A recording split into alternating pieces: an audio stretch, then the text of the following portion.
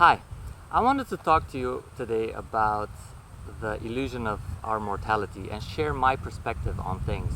Because now more than ever with this coronavirus stuff, it seems that mortality is so present in our minds, right? And I'm going to use three fantastic resources to illustrate my points as I go along.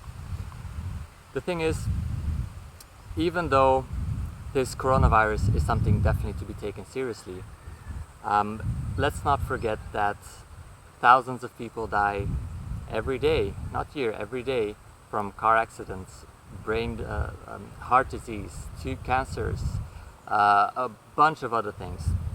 Now the difference is that we don't hear about every car accident on the news, right? And we think that it's not going to happen to us, right? So we are disassociated from it. With heart disease, we think, well, that's only going to happen to people who have a very unhealthy lifestyle, people who have too much stress, who don't have a work-life balance, and of course they are more predisposed. And when there is a natural disaster such as a typhoon or an earthquake which happens in a distant continent, we also feel that, we feel some sympathy towards those people for maybe a few days, weeks at most, but then we forget about it. But now the coronavirus is in our backyard. It's in our country, in our city perhaps, maybe even in our circle of friends and family. But let's just not forget the bigger picture here. Because when we are so identified with our physical body, which obviously dies at some point, then we get sucked into fear, and fear is never good. Whereas if we shift our attention from our body to our soul, then we start to tap into this wisdom that we are immortal. So the first example I wanted to give you, if you're not familiar with this topic, is a brilliant book by a psychologist called Weiss. The book is called Many Lives, Many Masters.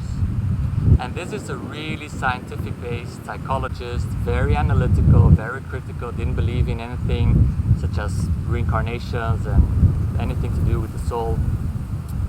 And he got referred to a young woman as a patient who was very depressed for a long time. Nobody could help her, and he was, and probably still is, a very respected psychologist. After a year and a half, he still wasn't able to help her, and he was using traditional psychology methods, and he was using hypnosis. Now what changed is that after a year and a half, during one of the hypnosis sessions, suddenly she started saying things that weren't making any sense from the perspective of this lifetime. She was recounting stories or sharing what she was seeing around her and feeling around her, but it wasn't her life in this lifetime. After several sessions, he realized that she was recounting experience that happened to her, her soul, in a different body, woman, male, any different job or role she was playing in the society. She was recounting what was happening. And under hypnosis, he could say, okay, now go to the moment of your death and tell me what you see. And she would describe what she would see. And it would start to make so much sense about the fears that she was having in her life, how they were related to those past lives. And after many sessions, and he was documenting every single session, she got healed. She got rid of her depression, of all her anxiety, of all her physical symptoms. Such a powerful story. And this was written by a man who was very analytical and science-based. So if you don't believe in reincarnations and past life, I honestly recommend you to read that book. You will probably read it in 2 or 3 days because it's written so beautifully, it's so intriguing, so fascinating, and it's just a page turner. Now, the second resource that I personally really loved as well is a book by Anita Moorjani called Dying to Be Me.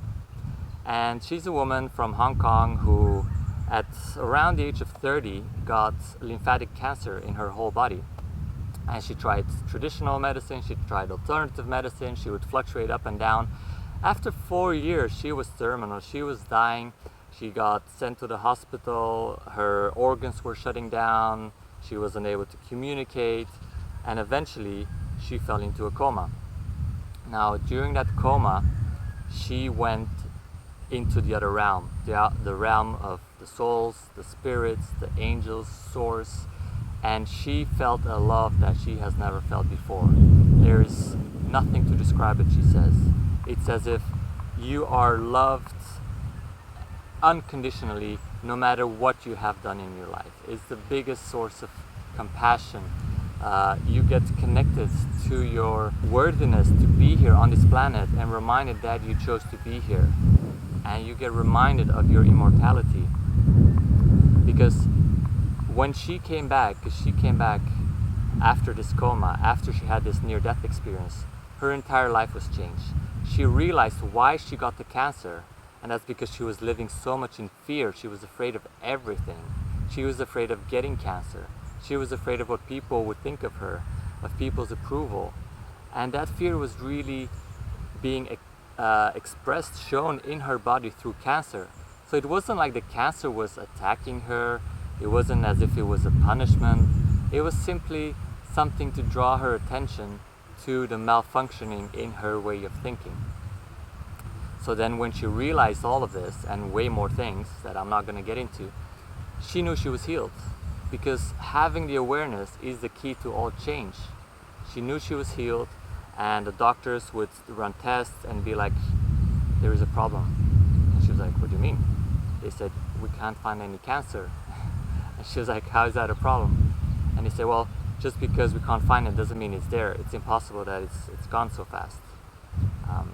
But she knew she was healed. She knew. And then a few weeks later, she was out enjoying herself on a wedding with champagne and enjoying the chocolate without feeling guilty and enjoying the champagne and all those things. So that is just one story, but it is a very famous story. It's a beautiful book. I highly recommend you read it. It's one of the most famous near-death experience cases that has been studied by different doctors. So really, really inspirational. And the third resource is an incredible YouTube channel called Anthony Shane Productions. And Anthony makes the most beautiful videos where he interviews people who have gone through a near-death experience.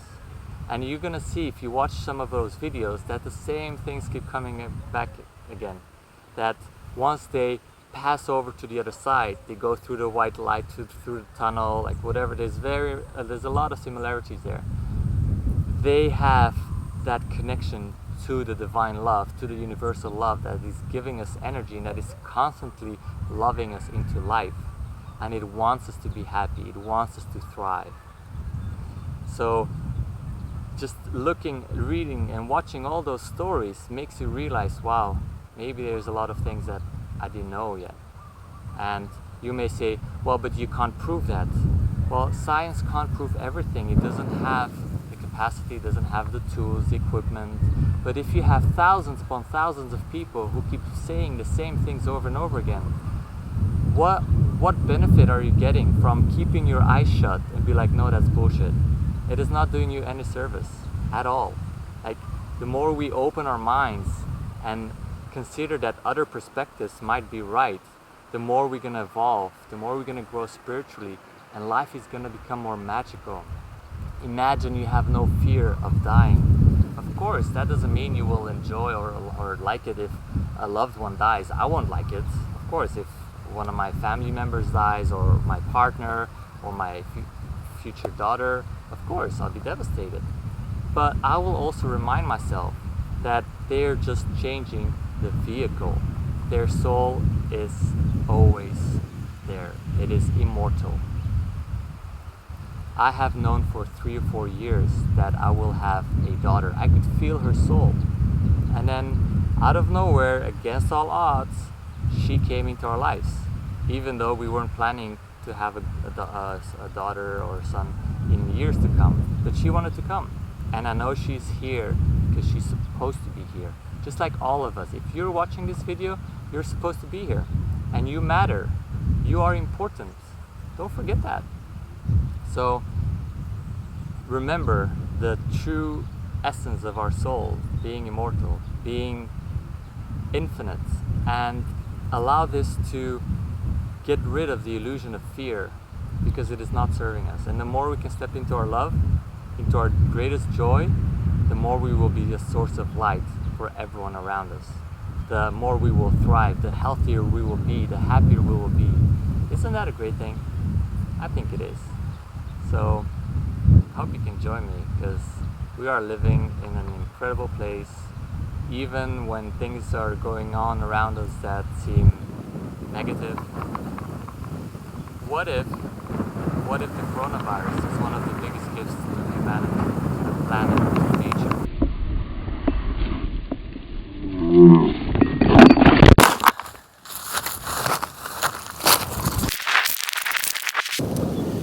Well, who doesn't like bloopers, right? Good. See, every day we should take things less and less seriously. How about that? Life would just feel so light and beautiful. So join me in remembering the magnificence of life, remembering that we chose to be here, that it's so unlikely that we are here, that the universe exists for us. Did you know, for example, that the Big Bang, if it was 1/1,000,000th stronger, none of this would exist. So everything is created for our life, for us to be here, for us to enjoy, for consciousness to have an experience through us. Thank you for watching.